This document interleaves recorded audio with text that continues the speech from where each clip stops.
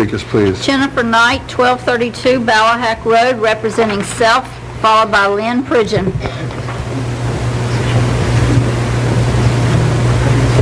Mayor Krasnoff, may I give this petition with 661 signatures to... Are you sure about that number? Yes, sir. Okay. 661. Yes, sir.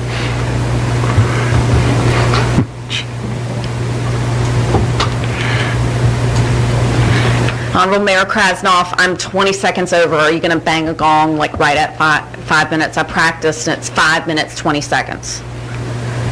It's good to see you. Nice to see you as well. Jennifer Sharon Knight, 1232 Ballahack Road. Honorable Mayor Krasnoff and esteemed members of City Council. In 1939, Glinda the Good Witch told Dorothy and the Wizard of Oz to hold on tightly to those ruby red slippers.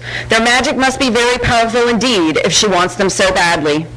The Frank T. Williams Farm Tract is Chesapeake's own pair of ruby red slippers. You all are being tasked with a huge decision and responsibility tonight. The proposal to amend the 2035 Comprehensive Plan to identify a portion of the Williams Farm for industrial use has colossal implications for southern Chesapeake and our residents. Your decision tonight literally has the potential to designate our rural landscape and way of life to an industrial fate. Considering the enormity of the implications of tonight's vote, I reflect upon the process heretofore and wonder how this has even come to be a consideration. Old farmers in Pungo will tell you this land was burned in the early 20th century and was believed to be barren. Consequently, it was sold at a bargain price. One could even call it a steal. Although Manta.com currently reports the Williams & Sons Farms as being worth between $5 and $10 million, residential growth in Chesapeake is not providing a substantial tax base to support infrastructure. We do need to consider an industrial site. Other sites such as Pine Grove and Landings West have more strategic locations to interstates and access to public utilities and sewer, but don't have the $20 million price tag the Williams Farm Tract carries with it to acquire those same services in a less strategic location. The Williams Farm Tract acquired this potential industrial designation in a virtual poker game of stakeholders in 2005 in order to save another site that was being considered but was closer to the Northwest River. The Williams Farm was offered up as a sacrifice, an illegitimate inception at best. In 2006, the City of Chesapeake and Camden County, North Carolina, were engaged in a legal battle over the development of the Black Bear landfill that ultimately resulted in a U.S. Senate resolution to halt its development. Did the farmer maintain ownership of an easement that had the potential to allow runoff from an industrial landfill into the City of Chesapeake's primary source of drinking water? That's definitely not the Yellow Brick Road. In September of 2016, stakeholders such as the Nature Conservancy and the Department of Inland Game and Fisheries raised concerns that are sanitized and left unanswered. In December of 2016, after a compliant but half-hearted attempt to publicize a public input meeting at the Chesapeake Regional Airport, only 10 stakeholders attend. Meanwhile, 63.7% of respondents on a survey promulgated by the city indicated that we do not want the land to be developed, but this process seems to be moving forward at an unprecedented speed.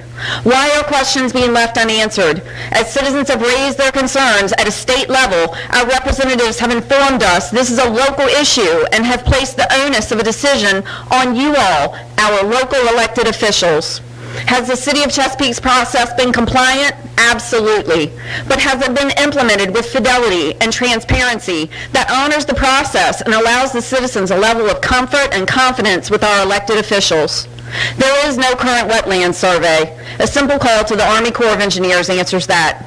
There is no mention of the two sites listed on the National Register of Historic Landmarks or the highly likely to almost certain potential for archaeological remains on this land in any of their plans, a blatant omission to negate the cultural and historic integrity of southern Chesapeake, because they simply don't care.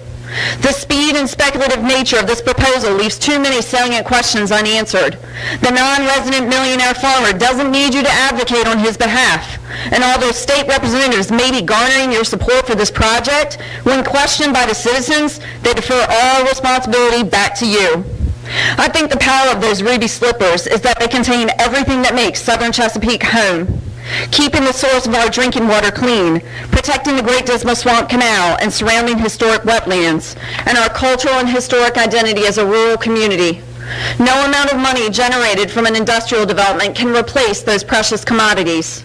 Much like the Munchkins in The Wizard of Oz, the residents of southern Chesapeake are dodging the recent approval of 1,182 new homes literally falling from the sky. Our rural and agricultural integrity and identity won't survive the drop of an industrial development. It will flatten us all. Please tell the representatives from the Commonwealth and the non-resident millionaire farmer, no, we won't amend the vision and comprehensive plan for our city to accommodate your business goals and profit margins, and that his rights as a property owner end when they begin to negatively impact the quality of life of your citizens. Because this is your town, this is my town, this is our town, and we deserve to be protected, and you all are the only ones who can do it. Please vote no to tonight's amendment. Thank you.